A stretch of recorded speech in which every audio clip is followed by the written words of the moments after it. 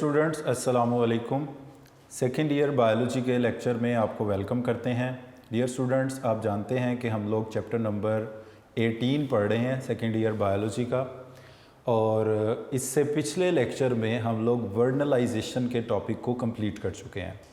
इसके बाद dear students, आप देख रहे हैं कि बुक में टाइटल जो टॉपिक दिया गया है वो है रिप्रोडक्शन इन एनिमल्स। तो आज का हमारा टॉपिक स्टार्ट ही यहाँ से हो रहा है, reproduction in animals. Dear students, जिस तरह पिछले हाफ में हम लोगों ने पढ़ा है रिप्रोडक्शन इन प्लांट्स, इसी तरह एनिमल्स में भी रिप्रोडक्शन जो है, दो तरह की रिप्रोडक्शन हमने प्लांट्स में पढ़ी है, एसेक्सुअल और सेक्सुअल रिप्रोडक्शन। इसी तरह एनिमल्स में भी दो तरह की ही रिप्रोडक्शन होती है, सेक्सुअल रिप्रोडक्शन भी होती है एनिमल्स में और एसेक्सुअल रिप्रोडक्शन भी होती है एनिमल्स में। तो dear students, reproduction in animals में भी हम यही दोनों चीज़ें पढ़ेंगे कि एनिमल्स में रिप्रोडक्शन की दोनों टाइप्स को देखा जाएगा, सेक्सुअल रिप्रोडक्शन भी और एसेक्सुअल रिप्रोडक्शन भी। पहले मरहले में हम इसमें देखेंगे एसेक्सुअल रिप्रोडक्शन। इसमें कुछ एग्जांपल्स आपकी बुक में यहाँ पे डिस्कस की गई हैं एनिमल्स में रिप्रोडक्शन के हवाले से, कि कौन कौन से एनिमल किस किस तरह से एसेक्सुअली रिप्रोड्यूस करते हैं। इसके जो मेन तरीक़ेकार हैं उसमें एसेक्सुअल रिप्रोडक्शन में बाइनरी फिशन शामिल है। इसके अलावा इसमें बाइनरी फिशन के साथ साथ मल्टीपल फिशन शामिल है, मल्टीपल फिशन। इसके अलावा इसमें बर्डिंग के ज़रिए एसेक्सुअल रिप्रोडक्शन होती है, और parthenogenesis, tissue culturing, cloning, identical twins. Parthenogenesis, tissue culture,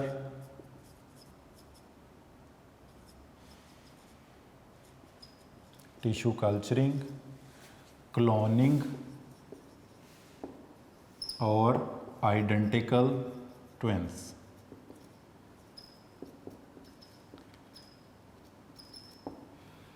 dear students, ये सारी एग्जांपल्स यहाँ पर डिस्कस की गई हैं एसेक्सुअल रिप्रोडक्शन की। अब हम इसमें कोई एक एक एनिमल ऑर्गेनिज्म का नाम लिख लेते हैं। जैसे कि बाइनरी फिशन में हम नाम लिख लेते हैं एमीबा। एमीबा बाइनरी फिशन के ज़रिए एसेक्सुअल रिप्रोडक्शन करते हैं। फिर इसी तरह मल्टीपल फिशन में हम एग्जांपल लिख लेते हैं प्लाज्मोडियम। बर्डिंग में आप एग्जांपल लिख सकते हैं हाइड्रा। और पार्थेनोजेनेसिस अभी हमने पढ़ना ही है, ये इसमें हम एफिड की और हनी बीज की एग्जांपल डिस्कस करेंगे। तो डियर स्टूडेंट, बाइनरी फिशन का मतलब ये होता है कि एक सेल दो सेल्स में डिवाइड हो जाए, एक पेरेंट्स एक ऑर्गेनिज्म दो डॉटर ऑर्गेनिज्म या सेल्स में डिवाइड हो जाए। मगर ये तरीकाकार सिंपल टाइप के ऑर्गेनिज्म में होता है, जो कि मोस्टली यूनिसेलुलर या सिंपल मल्टीसेलुलर होते हैं। अगर कोई एक पेरेंटल ऑर्गेनिज्म एक से ज़्यादा ऑफस्प्रिंग में डिवाइड हो जाता है तो इसको मल्टीपल फिशन कहेंगे, जैसे कि प्लाज्मोडियम। फिर हाइड्रा में बड बनता है इनसाइड या आउटसाइड, और वो फिर अलहदा होके एक न्यू ऑर्गेनिज्म में चेंज हो जाता है। पार्थेनोजेनेसिस में ये होता है कि फर्टिलाइजेशन के बगैर एग से नया ऑर्गेनिज्म बनता है, इसको पार्थेनोजेनेसिस कहते हैं। यहाँ पर डियर स्टूडेंट एक बात याद रख लें, पार्थेनोकार्पी और पार्थेनोजेनेसिस दो अलहदा चीज़ें। पिछले हिस्से में चैप्टर के हमने पढ़ा था पार्थेनोकार्पी। उसका मतलब ये था कि बगैर फर्टिलाइजेशन के ओवरी से फल बनना, वो फ्रूट फॉर्मेशन को कहते हैं, वो रिप्रोडक्शन नहीं है। बगैर फर्टिलाइजेशन के ओवरी अगर फ्रूट में चेंज होती है तो उसको पार्थेनोकार्पी बोलेंगे, वो फॉर्मेशन ऑफ फ्रूट है। ये पार्थेनोजेनेसिस है। इसका मतलब ये होता है कि बगैर फर्टिलाइजेशन के एग से नया ऑर्गेनिज्म बनने को हम पार्थेनोजेनेसिस कहते हैं। और टिश्यू कल्चर टेक्निक, कुछ टिश्यूज़ लेकर उनको ग्रोन अप करके कंप्लीट ऑर्गेनिज्म बनाना, ये प्रोसेस कहलाता है टिश्यू कल्चरिंग। और जेनेटिकली आइडेंटिकल कॉपीज़ पैदा करने के प्रोसेस को कहते हैं क्लोनिंग। और जो आइडेंटिकल ट्विन्स हैं, जुड़वा बच्चे जो होते हैं, जो बिल्कुल एक दूसरे की कॉपी होते हैं, आइडेंटिकल होते हैं, ये भी एसेक्सुअल रिप्रोडक्शन में आते हैं। तो ये बड़ी इंपॉर्टेंट बात है, ये याद रखिएगा। ये बल्कि अभी अगले हिस्से में चैप्टर के आएगा भी, फ्रेटर्नल ट्विन्स और आइडेंटिकल ट्विन्स। तो आइडेंटिकल ट्विन्स एसेक्सुअली प्रोड्यूस होते हैं, फ्रेटर्नल ट्विन्स जो हैं वो सेक्सुअली प्रोड्यूस होते हैं। तो ये बात आपने अच्छी तरह याद रखनी है। बाकी इनके हवाले से एमसीक्यू पूछ सकते हैं, जैसे लाइक हाइड्रा में एसेक्सुअल रिप्रोडक्शन का क्या तरीका है, तो हाइड्रा में एसेक्सुअल रिप्रोडक्शन का तरीका बर्डिंग है। इसके बाद डियर स्टूडेंट्स, जो टॉपिक मेनली हमने इन सारी एग्जाम्पल्स में से डिस्कस करना है वो है पार्थेनोजेनेसिस का topic. Dear students, asexual reproduction की पहली टाइप जो हमने इन डिटेल डिस्कस करनी है वो है haploid parthenogenesis. Haploid parthenogenesis. Dear students, haploid parthenogenesis का मतलब ये है, या पार्थेनोजेनेसिस का मतलब ये होता है development of an egg into new organism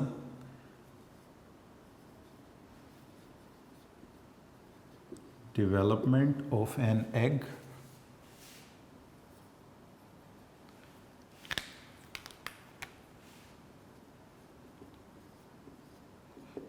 into complete organism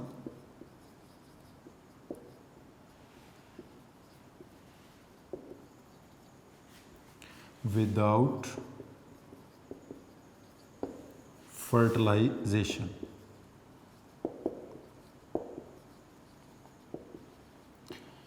development of an egg, यहाँ पर बेहतर अगर हम हैप्लॉइड की बात कर रहे हैं तो हम ये भी कह सकते हैं haploid egg. Development of an haploid egg into complete organism without fertilisation. बगैर फर्टिलाइजेशन के एग से नया ऑर्गेनिज्म बन जाने के प्रोसेस को हम कहते हैं पार्थेनोजेनेसिस। अच्छा, अब ये क्योंकि एग से बगैर फर्टिलाइजेशन के नया ऑर्गेन डिफाइंड इसको ऐसे ही करते हैं, development of an egg without fertilisation into new organism, this process is known as parthenogenesis. अब इसमें शामिल हैं बीज, हनी बीज आती हैं इसमें, वैस्प्स आते हैं इसमें, आंट्स आती हैं, ये सारी एग्जांपल्स हैं पार्थेनोजेनेसिस की। अब डियर स्टूडेंट्स, अगर इसमें नया बनने वाला ऑर्गेनिज्म हैप्लॉइड है, एग से जो नया ऑर्गेनिज्म बनता है वो हैप्लॉइड है, तो इसको कहा जाएगा हैप्लॉइड पार्थेनोजेनेसिस। इसमें जो हनी बीज हैं वो 3 फॉर्म्स में एग्जिस्ट करती हैं, इसलिए हनी बीज को कहा जाता है trimorphic, because they exist in 3 different structural forms, इसलिए इनको कहा जाता है ट्राइमॉर्फिक। ट्राई का मतलब 3, मॉर्फ का मतलब शेप या स्ट्रक्चर। अब इसमें जो पहली इनकी टाइप है इसको कहा जाता है क्वीन, क्वीन डिप्लॉयड होती है। इसके बाद जो दूसरी इनकी फॉर्म है और ये फीमेल है, इसको कहा जाता है ड्रोन, ड्रोन मेल हैं और 1n हैप्लॉइड हैं। और तीसरी इनकी फॉर्म है उसे कहा जाता है वर्कर्स, और वर्कर्स भी डिप्लॉयड होते हैं। अब ये 3 डिफरेंट फॉर्म्स जिसमें ये एग्जिस्ट करता है उनके नाम क्या हैं? Queen diploid, drone diploid, workers diploid. Queen female है और ड्रोन इनका मेल है। अब होता ये है कि क्वीन जो है इसने प्रोड्यूस करने हैं egg, and eggs are 1n haploid. So इसका मतलब ये हुआ कि ये एग पैदा होंगे मियोसिस के ज़रिए। क्वीन बीज will produce an haploid egg bye meiosis. और ये जो ड्रोन है मेल, इसने प्रोड्यूस करने हैं sperm, and sperms are also haploid 1n, but these sperms are produced by mitosis. यानी क्वीन बीज ने जो एग बनाने हैं वो मियोसिस से बनाने हैं, हैप्लॉइड होंगे। ड्रोन जो कि इनका ऑलरेडी हैप्लॉइड मेल है, इसने स्पर्म बनाने हैं, वो माइटोसिस से होंगे। अगर तो ये स्पर्म और एग फर्टिलाइज्ड हो जाते हैं, if fertilisation takes place, if fertilisation takes place, तो इससे बनेगा diploid zygote, 2n zygote, which will develop into workers, जो किस में डेवलप होगा? वर्कर्स में। तो वर्कर बीज इससे पैदा होंगी। अब वर्कर बीज का काम ये होता है, they collect nectar from the different flowers और वहाँ वो लाकर इसको अपने नेस्ट में इकट्ठा करती हैं जिससे हनी प्रोड्यूस होता है। अब इन वर्कर्स में से सम ऑफ दी वर्कर्स, सारी नहीं, कुछ वर्कर्स अगर एग प्रोड्यूसिंग एज तक पहुंच जाती हैं और वो एग प्रोड्यूस करके अपना एक फैमिली बिल्डअप कर लेती हैं तो वो वर्कर्स बन जाती है क्वीन, और इसी तरह वो फिर एग प्रोड्यूस करती रहती है और ये प्रोसेस चलता रहता है। अब ये एग की यानी दो पॉसिबिलिटीज़ हैं, अगर तो ये एग फर्टिलाइज हो गया फिर तो ये वर्कर्स पैदा करेगा, वर्कर्स में डेवलप इनटू क्वीन। अगर इस एग की फर्टिलाइजेशन नहीं होती, without fertilisation it will develop into drone. ये किस में डेवलप होगा? हैप्लॉइड ऑर्गेनिज्म में, और वो क्या कहलाएगा? ड्रोन कहलाएगा। तो डियर स्टूडेंट्स, हैप्लॉइड पार्थेनोजेनेसिस का मतलब ये है development of an haploid egg into complete organism without fertilisation, और इसकी एग्जांपल है ट्राइमॉर्फिक हनी बीज, बिकॉज हनी बीज 3 डिफरेंट स्ट्रक्चरल फॉर्म में एग्जिस्ट करती हैं, इसलिए इनको कहते हैं ट्राइमॉर्फिक। क्वीन बीज डिप्लॉयड होती हैं, फीमेल मियोसिस के जरिए एग प्रोड्यूस करती हैं। ड्रोन ये मेल हैं, हैप्लॉइड हैं, माइटोसिस के जरिए स्पर्म पैदा करते हैं, और तीसरी इनकी फॉर्म है वर्कर्स जो कि डिप्लॉयड हैं। अब क्वीन बीज के एग और ड्रोन के स्पर्म अगर फ्यूज्ड हो जाएं, फर्टिलाइज्ड हो जाएं, डिप्लॉयड जाइगोट से वर्कर डेवलप होगी। वर्कर्स में से चंद वर्कर, कोई एक दो बीज वो डेवलप होंगी क्वीन में, और अगर एग की फर्टिलाइजेशन नहीं होती तो वो हैप्लॉइड ऑर्गेनिज्म फॉर्म करेगा जिसे कहेंगे drone.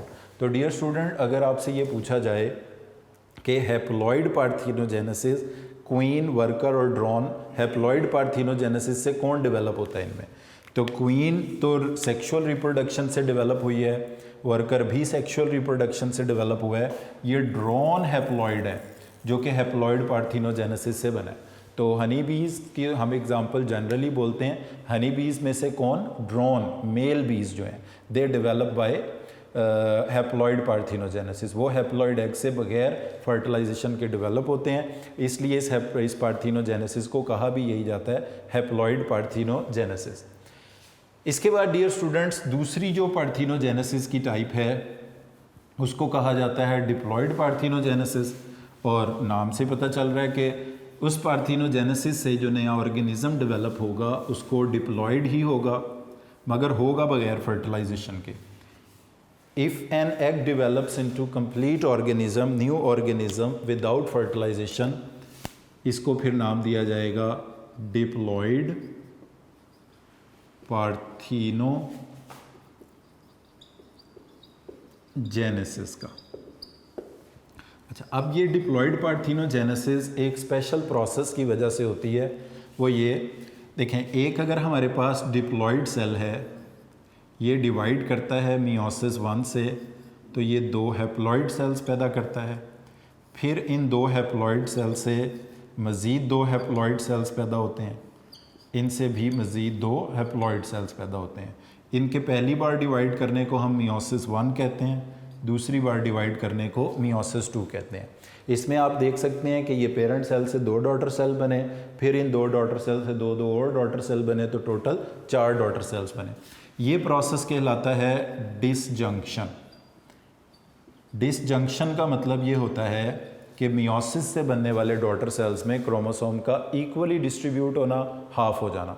Equal distribution of chromosomes into daughter cells को कहते हैं डिसजंक्शन। इक्वल डिस्ट्रीब्यूशन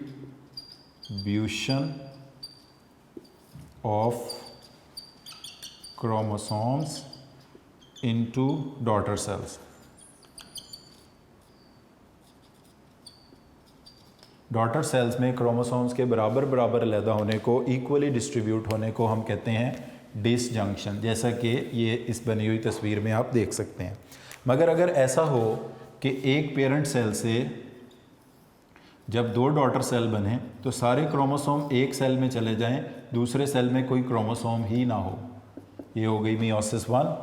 फिर उसके बाद जब 2 सेल्स बने तो सारे क्रोमोसोम एक ही सेल में चले जाएं, दूसरे सेल्स में कोई क्रोमोसोम्स हो ही ना।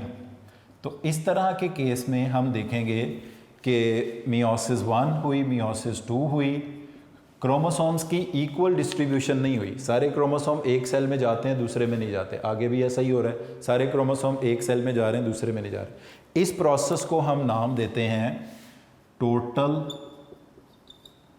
नॉन डिसजंक्शन का। इस प्रोसेस को कहा जाएगा टोटल नॉन डिसजंक्शन। तो डियर स्टूडेंट्स, एक बात याद रख लें कि इस एग्जाम्पल में, डिप्लॉयड पार्थिनोजेनेसिस की एग्जाम्पल में, जो एग प्रोड्यूस होंगे वो किस प्रोसेस से प्रोड्यूस होंगे? टोटल नॉन डिसजंक्शन की वजह से। और इसका फ़ायदा ये होगा कि जब टोटल नॉन डिसजंक्शन की वजह से डॉटर सेल्स बनेंगे तो पेरेंट सेल डिप्लॉयड होगा, तो उससे बनने वाला सेल भी डिप्लॉयड ही होगा। जितने क्रोमोसोम पेरेंट सेल में उतने ही डॉटर सेल में, यानी एग प्रोड्यूस कैसे होंगे? डिप्लॉयड टोटल नॉन डिसजंक्शन की वजह से, तो वो एग होंगे ही डिप्लॉयड। तो डिप्लॉयड पार्थिनोजेनेसिस में डियर स्टूडेंट्स ऐसा होता है कि जो एग प्रोड्यूस होते हैं वो होते ही डिप्लॉयड हैं, because these eggs are produced by total non disjunction.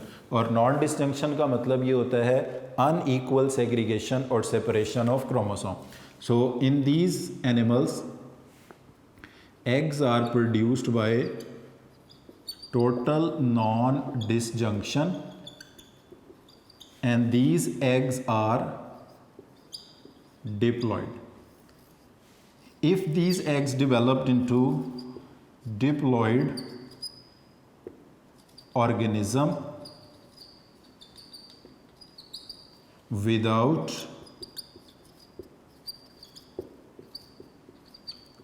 fertilization, if this diploid egg develops into complete organism, and that complete organism will also be diploid, and this will take place without fertilization, तो इस तरह से जो organism पैदा होगा इसको parthenogenesis कहेंगे, और इस पार्थिनोजेनेसिस को हम नाम देंगे डिप्लॉयड पार्थिनोजेनेसिस का। तो हैप्लॉयड पार्थिनोजेनेसिस में हमने देखा था a haploid egg develops into offspring called haploid organism, parthenogenesis जिसमें ड्रोन बीज एग्जांपल हैं। और डिप्लॉयड पार्थिनोजेनेसिस में जो एग प्रोड्यूस होता है फीमेल में, वो कैसे प्रोड्यूस होता है? By total non disjunction. If eggs are produced by total non disjunction, these eggs are already diploid. अब ये एग बगैर फर्टिलाइजेशन के नया ऑर्गेनिज्म पैदा करेंगे और वो नया ऑर्गेनिज्म भी डिप्लॉयड ही होगा। और इसकी एग्जांपल में आते हैं एफिड्स, फीमेल एफिड। इसकी एग्जांपल में आएंगे एफिड। तो एफिड्स जो हैं ये भी एक इंसेक्ट हैं, ये एग्जांपल में आएंगे किसकी? डिप्लॉयड पार्थिनोजेनेसिस की। तो डियर स्टूडेंट, यहाँ पे पहली दो टाइप्स जो हमने पढ़नी थी, एसेक्सुअल रिप्रोडक्शन में पार्थिनोजेनेसिस, और उसकी दो टाइप्स हैप्लॉयड और डिप्लॉयड पार्थिनोजेनेसिस, ये कंप्लीट हो गया। इसके साथ एक येलो बॉक्स हमारी बुक में डिस्कस किया गया है और उसको टाइटल दिया गया है एपोमिक्सिस का। अब ये वैसे तो ये टर्म प्लांट से रिलेटेड है, मगर यहाँ पर ये टर्म्स एनिमल के साथ डिस्कस की गई है। बहरहाल क्योंकि अक्सर ये टर्म शॉर्ट क्वेश्चन में एग्ज़ाम में आ जाती है, तो हम इसको यहाँ पर डिस्कस करेंगे। एपोमिक्सिस का मतलब होता है डियर स्टूडेंट्स, हमने ये पढ़ा हुआ है कि ये फीमेल एनिमल फ्लावरिंग प्लांट्स का ये जो फीमेल पार्ट होता है जिसको हम बोलते हैं ओवरी, राइपेंड मेच्योर होने के बाद ओवरी डेवलप होती है इनटू फ्रूट, ओवरी से फल बनता है, और इसके अंदर जो ओव्यूल मौजूद होता है, ओव्यूल, इससे सीड बनता है। ये नॉर्मल एग्जांपल की हम बात कर रहे हैं। अच्छा, अब अगर हम इसमें ये कहें if ovary develops into fruit without fertilization, अगर ये ओवरी फल में चेंज हो जाती है, if this ovary develops into fruit without fertilization, ऐसे फल को हम कहेंगे पार्थिनोकार्पिक, और ये होगा seedless. If this ovary develops into fruit without fertilization, without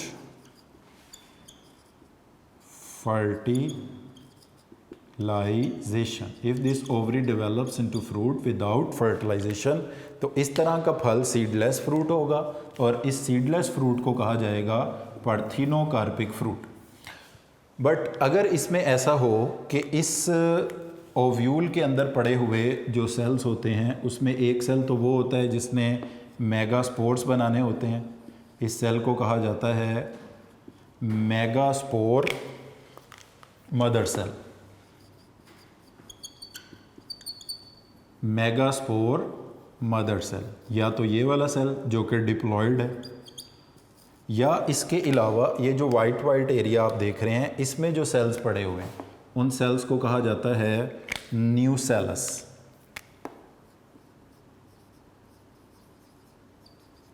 ये डियर स्टूडेंट्स याद रखना है कि ये वर्ड न्यूसेलस ही है, न्यूक्लियस नहीं है।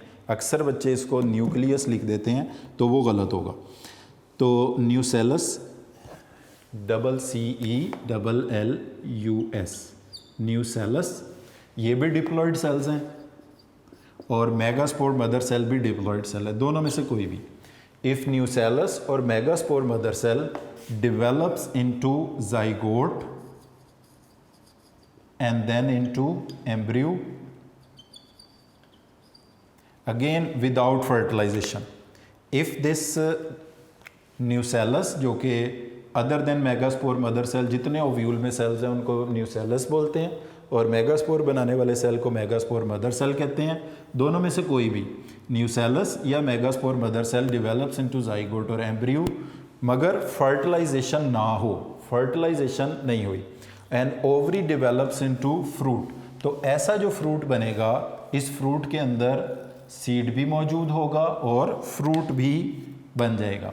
तो this type of fruit contain seed भी इसमें मौजूद होगा, फ्रूट भी बन जाएगा, मगर अगेन ये प्रोसेस भी कैसे होगा, विदाउट फर्टिलाइजेशन। इसको कहा जाएगा एपोमेक्सिस। तो एपोमेक्सिस डियर स्टूडेंट्स क्या होता है? एपोमेक्सिस एंजियोस्पर्म में, फ्लावरिंग प्लांट्स में एक स्पेशल टाइप की पार्टी, और डियर स्टूडेंट्स ये रिप्रोडक्शन भी करेगा। इस सीड के, जब इस फ्रूट के सीड को आप ज़मीन में दबाएंगे इससे नया पौधा बनेगा। ये जो पार्थिनोकार्पी था ये फॉर्मेशन ऑफ फ्रूट है, ये सेक्सुअल रिप्रोडक्शन नहीं है। पार्थिनोजेनेसिस की ये जो टाइप है, apomixis is a type of parthenogenesis in plant. और ये पार्थिनोजेनेसिस अगर तो ये मेगास्पोर मदर सेल होगा डिप्लॉयड तो डिप्लॉयड हो सकती है, अगर ये मेगास्पोर ही होगा सिर्फ तो ये हैप्लॉयड भी हो सकती है। फिर उस केस में ये एम्ब्रियो और जाइगोट हमारे हैप्लॉयड होंगे, डिप्लॉयड नहीं होंगे। यानी हैप्लॉयड पार्थिनोजेनेसिस भी हो सकती है और डिप्लॉयड पार्थिनोजेनेसिस भी हो सकती है, मगर प्रोवाइडिंग के नया ऑर्गेनिज्म बनने वाला हैप्लॉयड है या डिप्लॉयड। तो in flowering plants one form of parthenogenesis is called apomixis. In this a diploid cell of ovule, diploid cell of ovule कौन सा होगा? या तो ये होगा न्यूसेलस या होगा मेगास्पोर मदर सेल।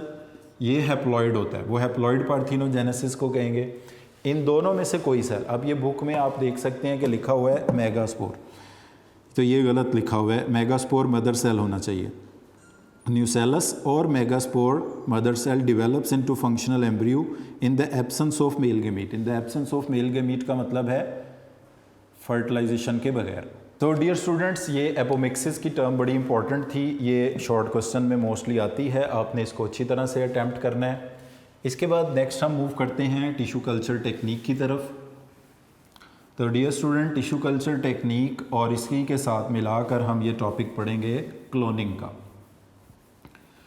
आपको पता है कि प्लांट्स में टिश्यू कल्चर होते हैं कि प्लांट के हम कुछ सेल्स या टिश्यूज़ ले लेते हैं, जैसे कि मेरिस्टेमेटिक सेल्स ले लें या फ्लोएम के सेल्स ले लें, उनको एक कल्चर मीडियम में प्लेस किया जाता है। वो सेल्स डिवाइड करके बहुत सारे सेल्स पैदा करते हैं और आहिस्ता आहिस्ता वो डिफ्रेंशिएट होके एक कंप्लीट प्लांट बना देते हैं। तो प्लांट्स में इस टेक्निक को नाम दिया जाता है टिश्यू कल्चर टेक्निक। और एनिमल्स में जब एसेक्सुअल रिप्रोडक्शन इस तरह से की जाए तो उसको हम क्लोनिंग कहते हैं। बहरहाल प्लांट्स में भी इसको भी क्लोनिंग कहा जा सकता है। तो टिश्यू कल्चर टेक्निक का मतलब ये होता है कि इन tissue culture technique plants tissues like cambium, अब कैम्बियम याद रखिएगा एक मेरिस्टमेटिक सेल की किस्म है, मेरिस्टम है, लेटरल मेरिस्टम की एक टाइप है। कैम्बियम लिया जा सकता है और भी कोई मेरिस्टमेटिक सेल लिया जा सकता है। Excised and stimulated by addition of certain nutrients, इसमें कुछ न्यूट्रिएंट्स ऐड किए जाते हैं एक मीडियम में, जिसमें मेन न्यूट्रिएंट्स जो है वो है इंडोल एसिटिक एसिड, जिसको हम ऑक्सिन भी बोलते हैं, और इसके अलावा साइटोकाइनिन। ये दो प्लांट के हार्मोन्स हैं जो कि टिश्यू कल्चर टेक्निक में यूज़ होते हैं। ये MCQ भी आपसे पूछा जा सकता है। तो in tissue culture technique plant cambium like tissues are excised and stimulated by the addition of these nutrients like cytokinin and indole acetic acid. और इससे क्या होगा, these cell show continuous growth and differentiate into a mass of cells. They will develop into a mass of cell which is known as callus, and then this callus will develop into complete new plant, new organism. उसकी वजह ये होती है कि plant cells जो होते हैं ना, प्लांट सेल्स आर टोटीपोटेंट। अब ये इस टर्म का क्या मतलब होता है, टोटीपोटेंट? टोटीपोटेंट का मतलब होता है if a single plant cell, a single cell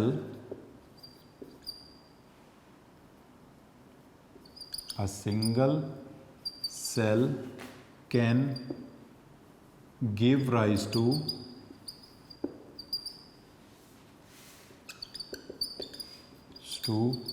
whole organism. If a single cell can give rise to whole organism, this type of cells are known as totipotent. तो प्लांट सेल, डियर स्टूडेंट, आपने बात याद रखनी है कि जितने भी plant cells होते हैं दे आर टोटीपोटेंट, बिकॉज एक सिंगल प्लांट से कंप्लीट ऑर्गेनिज्म पैदा हो सकता है, इसलिए प्लांट सेल्स को हम कहते हैं दे आर टोटीपोटेंट। तो in tissue culture technique some of the plant cells like from the meristems, like from the cambium are taken and they are put in a tissue culture medium which is containing auxin and cytokinin. It will grow into a mass of the cell which is known as callus. Now this callus will develop into complete plant because plant cells are totipotent. एक single cell से complete organism बनने के process बनाने वाले cell को हम कहते हैं टोटीपोटेंट बोलते हैं। और इसका एडवांटेज ये है कि tissue culture is a rapid propagation, हमारी अपनी मर्ज़ी के करेक्टरिस्टिक वाले ऑर्गेनिज्म कम वक्त में बहुत ज़्यादा तादाद में पैदा किए जा सकते हैं इसके ज़रिए। जब हम एनिमल्स के हवाले से बात करेंगे इसमें, तो इस टेक्निक को हम नाम देंगे क्लोनिंग का। प्लांट्स में होती है टिश्यू कल्चर टेक्निक और एनिमल्स के लिए हम इसको नाम देंगे क्लोनिंग का। तो dear students, cloning is a type of asexual reproduction. Cloning भी एसेक्सुअल रिप्रोडक्शन है, मगर क्लोनिंग की जाती है टू अचीव यूजेनिक एम्स, और इससे प्रोड्यूस होने वाली जेनेटिकली आइडेंटिकल कॉपी को कहा जाता है क्लोन। तो dear students, cloning is a type of asexual reproduction. Organism produced from a single cell और from subculture are called clones. तो जो genetically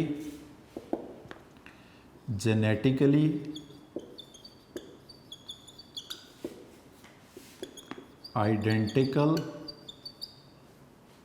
offsprings of cloning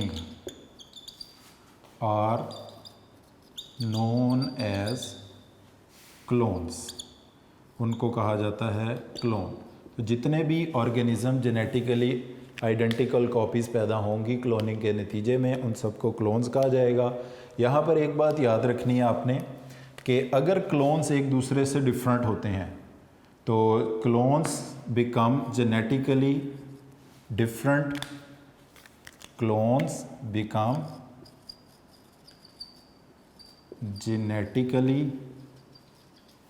different only by mutation. तो अगर क्लोन एक दूसरे से genetically मुख्तलिफ होते हैं तो उसकी सिर्फ एक वजह होती है और वो होती है mutation. Clones become genetically different from each other because of the mutation की वजह से वो एक दूसरे से मुख्तलिफ होते हैं। इसके बाद डियर स्टूडेंट्स ये हम देखेंगे कि क्लोनिंग का प्रोसेस किया कैसे जाता है, how the cloning is performed. तो एनिमल्स में स्पेशली इनवर्टेब्रेट्स में किया ये जाता है कि उनके किसी सोमेटिक सेल्स को लेके उनको बनाया जाता है ई न्यूक्लिएटेड, और जिसकी कॉपी तैयार करना चाहते हैं उसका न्यूक्लियस इसमें इंसर्ट किया जाता है, और फिर इस री न्यूक्लिएटेड सेल को यूट्रस या वूम में प्लेस कर दिया जाता है, जहाँ पर ये ग्रोन अप होकर एक कंप्लीट ऑर्गेनिज्म पैदा कर देता है। तो हम क्या करते हैं, जिस ऑर्गेनिज्म की कॉपी बनाना चाहते हैं उसका एक सेल लेते हैं, और ये कौन सा सेल होना चाहिए, somatic cell. Somatic cell dear students वो होते हैं जो स्पर्म एग प्रोड्यूस करने, गोनेड्स के अलावा जितने बॉडी में सेल्स हैं वो सारे सोमेटिक सेल्स कहलाते हैं। इसको बनाएंगे ई न्यूक्लिएटेड, इसका न्यूक्लियस रिमूव करेंगे, ई न्यूक्लिएटेड इसको करेंगे, और इसके बाद इसमें दोबारा से न्यूक्लियस लेकर आएंगे जेनेटिक डोनर का, जिसकी आप आइडेंटिकल कॉपी बनाना चाहते हैं, और इसको फिर आप प्लेस कर देंगे यूट्रस में, और वहाँ पर इसकी डेवलपमेंट होगी, और डेवलपमेंट के बाद ये बनेगा न्यू ऑर्गेनिज़म, और इसमें सारे फीचर इस डोनर के होंगे जिसका न्यूक्लियस इसमें यूज़ किया गया है। यानी इस जेनेटिकली आइडेंटिकल कॉपी, इस क्लोन का पेरेंट कौन होगा, इसका पेरेंट होगा वो ऑर्गेनिज़म जिसका न्यूक्लियस लिया गया। अब इसके बाद डियर स्टूडेंट इसमें जो शॉर्ट क्वेश्चन है वो एक ही है जो इसमें से आपसे पूछा जाना है, वो ये कि what are the advantages of cloning and what are the disadvantages of cloning. तो ये मैं वन बाय वन बताता हूँ, आप इसको नोट करते जाएँ। पहला एडवांटेज ये है इसका कि हम वैल्यूएबल एनिमल्स इसके ज़रिए बना सकते हैं, जैसे कि प्राइस बुल्स, रेस हॉर्सेस, उनको क्लोन करके बिल्कुल उसी तरह के वैल्यूएबल एनिमल्स प्रोड्यूस किए जा सकते हैं बाय क्लोनिंग। तो एडवांटेज में पहला एडवांटेज इसका क्या होगा, वैल्यूएबल एनिमल्स जो कि प्राइस बुल या रेस हॉर्सेस की फॉर्म में होते हैं, वो इसके ज़रिए क्लोनिंग के ज़रिए पैदा किए जा सकते हैं। उसके बाद इसका दूसरा एडवांटेज ये है कि quantitative study of the actions of hormones, drugs and antibodies के लिए क्लोन को यूज़ किया जा सकता है। तो actions of drug, vaccine, antibodies etcetera, इनके एक्सपेरिमेंट के लिए क्लोन्स को इस्तेमाल किया जा सकता है। हार्मोन्स, ड्रग्स, एंटीबॉडीज़, इनके एक्सपेरिमेंट्स परफॉर्म करने के लिए बजाय ये कि नॉर्मल ऑर्गेनिज़म को यूज़ किया जाए, किसी ऑर्गेनिज़म के क्लोन को यूज़ किया जा सकता है। इसके अलावा क्लोनिंग की टेक्निक जो है इसको सब्स्टिट्यूट किया जा सकता है, मतलब को फार्मास्यूटिकल प्रोडक्ट्स, कोई ड्रग्स वगैरह बनाने के लिए, और इसको ऑर्गन डोनर के तौर पर भी क्लोन्स को यूज़ किया जा सकता है। जैसे हम नॉर्मल लोगों का किडनी डोनेट करते हैं, आइज़ वगैरह, तो ये भी क्लोन्स के ज़रिए पैदा किए जा सकते हैं। और दूसरी तरफ इसके डिसएडवांटेजेस क्या हो सकते हैं, क्लोनिंग के डिसएडवांटेजेस में हो सकते हैं कि रिड्यूस्ड जेनेटिक वेरिएशन में result in extinction of species, यानी अगर कोई स्पीशीज़ को सिर्फ क्लोन ही पैदा हो तो उनमें कोई जेनेटिक वेरिएशन नहीं होगी, वो स्पीशीज़ एक्सटिंक्ट हो सकती हैं। Non resistant and non adaptive, क्योंकि वो ऑर्गेनिज़म जो है एनवायरनमेंट वाले चेंजेस को बर्दाश्त नहीं कर सकते, तो एनवायरनमेंट के चेंजेस के लिए वो रेजिस्टेंट और नॉन एडेप्टिव होंगे। ह्यूमन क्लोन्स जो हैं ये वैसे ही पूरी दुनिया में अलाउ नहीं है, इलीगल है, और इसके नतीजे में सीरियस मोरल इश्यूज़ पैदा हो सकते हैं, और ह्यूमन क्लोनिंग जो है वो वर्ल्ड वाइड एक्सेप्टेड भी नहीं है। तो डियर स्टूडेंट्स ये कुछ इसके एडवांटेजेस या डिसएडवांटेजेस हो सकते हैं। तो आज के लेक्चर में डियर स्टूडेंट्स हमने पढ़ा कि एसेक्सुअल रिप्रोडक्शन इन एनिमल्स की टाइप में से पार्थेनोजेनेसिस को हमने डिस्कस किया, टिश्यू कल्चर टेक्निक को डिस्कस किया, और उसके बाद हमने क्लोनिंग के टॉपिक को डिस्कस किया। क्लोनिंग के साथ ही हमने इनके एडवांटेजेस और डिसएडवांटेजेस को भी डिस्कस किया। तो आज के लेक्चर को डियर स्टूडेंट हम यहीं पर ख़त्म करते हैं। इसमें ये सारे शॉर्ट क्वेश्चंस हैं, haploid parthenogenesis, diploid parthenogenesis, apomixis, फिर टिश्यू कल्चर टेक्निक की डेफिनेशन, क्लोन की डेफिनेशन, और क्लोनिंग में से ख़ास तौर पर ये क्वेश्चन पूछा जाता है कि what are advantages and disadvantages of cloning. तो आज के लेक्चर को हम यहीं पर वाइंड अप कर रहे हैं। नेक्स्ट लेक्चर हम ट्विन्स से के टॉपिक से स्टार्ट करेंगे। So thank you very much for today.